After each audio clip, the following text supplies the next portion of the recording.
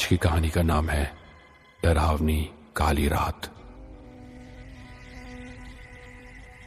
दोस्तों, अक्सर ऐसा होता है ना कि लोग वादा करते हैं, भूल जाते हैं, मगर कुछ लोग ऐसे भी होते हैं जो अपना वादा मरने के बाद भी निभाते हैं। जी हाँ दोस्तों, आज की ये दिल दहला देने वाली कहानी इसी बात पर आधारित है, तो ध्यान से सुनिएगा।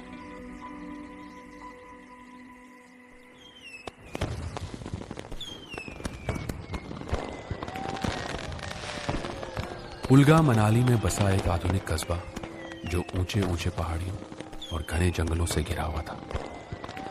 वो न्यू ईयर की रात थी। नताशा अपने पति का बेसब्री से इंतजार कर रही थी। नताशा का पति अक्षय पिछले 2 दिन से बिजनेस के सिलसिले में बाहर गया हुआ था और उसने नताशा से वादा किया था कि वो न्यू ईयर की शाम तक हर हाल में लौट आएगा और न्यू ईयर अपने परिवार के साथ ही मनाएगा। रात के 8 बज गए थे मगर अक्षय अभी तक नहीं आया था। उसका मोबाइल भी स्विच ऑफ आ रहा था। कुछ देर बाद नताशा को डोरबेल बजने की आवाज सुनाई थी और उसके कानों में अक्षय की आवाज टकराई। नताशा, नताशा दरवाजा खोलो, मैं आ गया हूं। अक्षय की आवाज सुनकर नताशा चौंक गई क्योंकि अक्षय की आवाज में एक अजीब सा भारीपन था। हाँ जरा रुकिए, मैं अभी आई।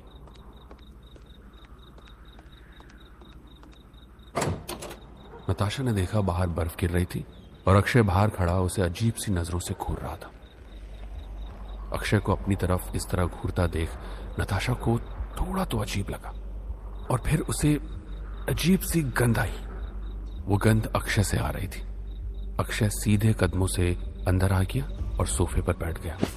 तभी उनका बेटा रॉकी दौड़ते हुए उनके पास आ गया। पापा आ गए, पापा आ गए। अक्षय ने अपने बेटे को देखकर कोई प्रतिक्रिया जाहिर नहीं की और उसने अजीब से अंदाज में कहा, रॉकी बेटा अभी जाओ, मैं बहुत थका हुआ हूं। रॉकी मुंह लटकाकर चला गया। अक्षय सोफे पर बैठा हुआ अपने घर को बहुत गौर से देख रहा था। उसके देखने का अंदाज थोड़ा अजीब भी था। अक्षय, तुम सुबह आने वाले थे ना? तुम्हें पता है मैं कब से तुम्हारा इंतजार कर रही थी। हमें आज शाम निधि के घर न्यू ईयर पार्टी में जाना था। 8 बज गए, पार्टी शुरू होने वाली होगी, जल्दी चलो ना। देखो नताशा, मैं यहाँ थोड़ी देर के लिए आया हूँ, मुझे वापस जाना है एक जरूरी काम से, तो मैं वापस चले जाऊंगा, ओके? इतना कहकर अक्षय ने अपना सर थाम लिया और उसके चेहरे पर दर्द झलकने लगा। अक्षय, तुम ठीक तो हो ना? हाँ, मैं ठीक हूँ, बस थोड़ा सा थका हुआ हूँ, इसलिए सर दर्द कर रहा है। ऐसा भी क्या जरूरी काम आ गया? 2 दिन से तुम बाहर थे। तुम पहले तो सुबह आने वाले थे, अभी इतनी लेट आ रहे हो और फिर बोल रहे हो जाना है। रॉकी का दिल टूट जाएगा, बेचारा कब से खुश होकर घूम रहा है कि पापा आएंगे तो हम पार्टी में जाएंगे। कम से कम उससे ठीक से बात तो कर लो तुम। नताशा की बात सुनकर अक्षय की आंखें अचानक लाल हो गई और उसने गुस्से से नताशा की तरफ देखकर कहा, मैं बस यहाँ पर तुमसे मिलने आया था नताशा, और अब मैं जा रहा हूं। अक्षय के इस अंदाज को देखकर नताशा हैरत में पड़ गई क्योंकि वो अक्षय को अच्छी तरह से जानती थी। अक्षय ने कभी भी उससे इस तरह से बात नहीं की थी। अक्षय के इस रवैये से वो गहरी सोच में डूब गई। नताशा इससे पहले अक्षय से कुछ कहती कि तभी उसकी नाक में फिर से वही गंध टकराई। नताशा ने अपनी नाक पर रुमाल रखकर कहा, अक्षय, ये कैसी बदबू आ रही है तुमसे? किस तरह की बदबू? अक्षय की बात सुनकर नताशा सोच में पड़ गई कि उसे जैसे कुछ याद आ गया और उसने अक्षय की ओर देखकर कहा, ऐसी बदबू जैसे किसी मुर्दे से आती है। नताशा की बात सुनकर अक्षय हंसने लगा।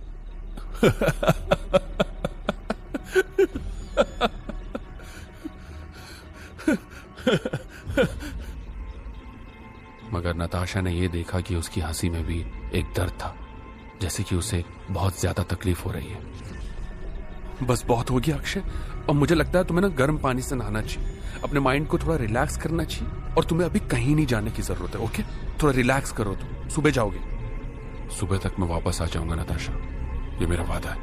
वादा वादा वादा, हर बार वादा करते हो। वादा तो तुमने न्यू ईयर की शाम तक आने के लिए भी कहा था और पार्टी में जाने के लिए भी कहा था। हाँ नताशा, तुमसे वादा किया था ना, और अपने इसी वादे को निभाने के लिए मैं कितनी दूर से यहाँ आया हूँ तुम्हें अंदाजा भी नहीं है।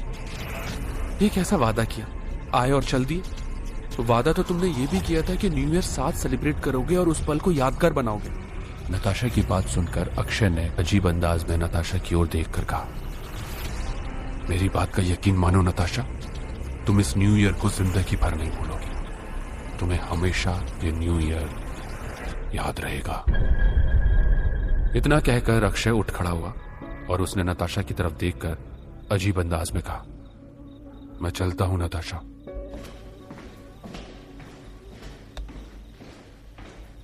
ये बोलकर अक्षय तेजी से घर से बाहर निकल गया। वहीं नताशा अक्षय के इस रवैये से काफी चिंतित हो गई और उसका मूड भी बुरी तरह से खराब हो चुका था। रॉकी ने नताशा की ओर देखा और कहा, तो मम्मा आज हम पार्टी में नहीं जाएंगे? रॉकी बेटा जाकर अपने कमरे में लेट जाओ, हम इस बारे में सुबह बात करेंगे, ओके बेटा? मम्मा पापा ने ऐसी बात क्यों की? मुझे बहुत अजीब लग रहा था। अजीब तो मुझे भी लगा बेटा, पर शायद वो बहुत थक गए हैं और कुछ जरूरी काम है उनके पास, इसलिए वो नहीं रुक पाए। कल आ जाएंगे पापा बेटा, जाओ। पता नहीं मम्मी, मुझे ऐसा लग रहा था वो पापा नहीं थे, कोई और था। रॉकी की बात सुनकर नताशा चौंक पड़ी। तुम कहना क्या चाहते हो रॉकी? वो मुझे पापा नहीं लग रहे थे मम्मी, कुछ अजीब से लग रहे थे और मैंने देखा उनके हाथों में खून भी लगा हुआ था। आपने देखा क्या? क्या बकवास कर रहे हो रॉकी तुम? जाओ जाओ अपने कमरे में जाओ और सो जाओ, हम सुबह बात करेंगे, ओके? गो। रॉकी मुंह लटकाकर अपने कमरे की ओर चल दिया। नताशा न जाने कितनी देर तक वहां पर बैठी रही, उसे पता ही नहीं चला। वो बस अक्षय के ख्यालों में खोई हुई थी कि अचानक उसने अक्षय को सीढ़ियों से ऊपर चढ़ते हुए देखा, लेकिन अक्षय तो चला गया था। इसीलिए नताशा को बहुत आश्चर्य हुआ। ऊपर रॉकी भी जाग रहा था। रॉकी ने चिल्लाकर कहा, पापा पापा पापा। लेकिन अक्षय तेजी से ऊपर वाले कमरे में चला गया। नताशा और रॉकी तुरंत अक्षय का पीछा करते हुए कमरे में गए तो वहां कोई नहीं था। नताशा और रॉकी दोनों हैरान थे। अचानक अक्षय की एक दिल दहला देने वाली तेज चीख पूरे घर में गूंज उठी, जिसे सुनकर रॉकी रोने लगा। नताशा रॉकी को चुप कराने लगी, लेकिन वो भी इन सभी हो रही घटनाओं से हैरान और डरी हुई थी कि ये सब हो क्या रहा है। जैसे ही नताशा और रॉकी नीचे उतरने के लिए सीढ़ियों के पास गए तो एक कोने में खून से सने हुए 2 हाथों के छाप दिखे। रॉकी उन्हें देखकर डर गया और नताशा भी, क्योंकि वो छाप अक्षय के हाथों के थे और ताजे खून से बने हुए लग रहे थे। उसे देखकर नताशा और रॉकी घबराकर हॉल के अंदर चले गए और डर के मारे वहीं बैठ गए। काली सन्नाटे ठंड से हाड़ कपा देने वाली भरी हुई रात अपने चरम पर आ चुकी थी कि तभी रात के 2 बजे एक साया तेजी से दौड़ता हुआ नताशा के घर के दरवाजे पर आया और दरवाजे को खोल दिया। दरवाजा खुलने की आवाज सुनकर नताशा हड़बड़ाकर उठ बैठी और डरते डरते दरवाजे के पास पहुंची। उसने देखा दरवाजा खुला हुआ था। वो बोलना चाहती थी, लेकिन उसके मुंह से आवाज नहीं निकल रही थी।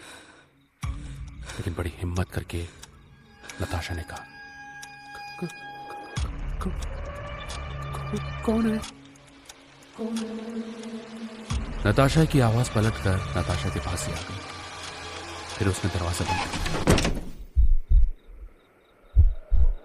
कुछ सेकंड तक सन्नाटा छाया रहा, लेकिन फिर बाहर से एक आदमी की आवाज आई।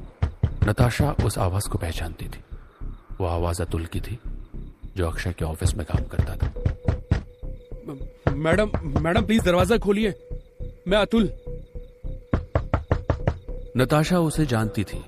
उसने दरवाजा खोला तो देखा अतुल काफी हाँफ रहा था, जिसके बाद वो एक गहरी सांस लेकर बोला, मैडम एक बहुत ही बुरी खबर है। अक्षय सर हमारे साथ नहीं रहे मैडम। करीब 5 बजे शाम को एक कार एक्सीडेंट में उनकी मौत हो गई। वो बहुत तेज से कार ड्राइव कर रहे थे, शायद उन्हें घर पहुंचने की जल्दी थी और एक्सीडेंट इतना खतरनाक था कि उनकी मौके पर ही मौत हो गई। I am so sorry madam. कह रहे हैं कि कल सुबह तक अक्षय सर की बॉडी आप लोगों को सौंप दी जाएगी। मैं बस यही बताने आया था। अतुल की बात सुनकर नताशा की हालत काटो तो खून नहीं जैसी हो गई। नताशा बुरी तरह से डर गई और वो सोचने लगी कि अक्षय की मौत शाम 5 बजे हो गई थी, तो रात 8 बजे जो उससे मिलने आया वो कौन था? क्या वो अक्षय की आत्मा थी जो अपना वादा निभाने आई थी?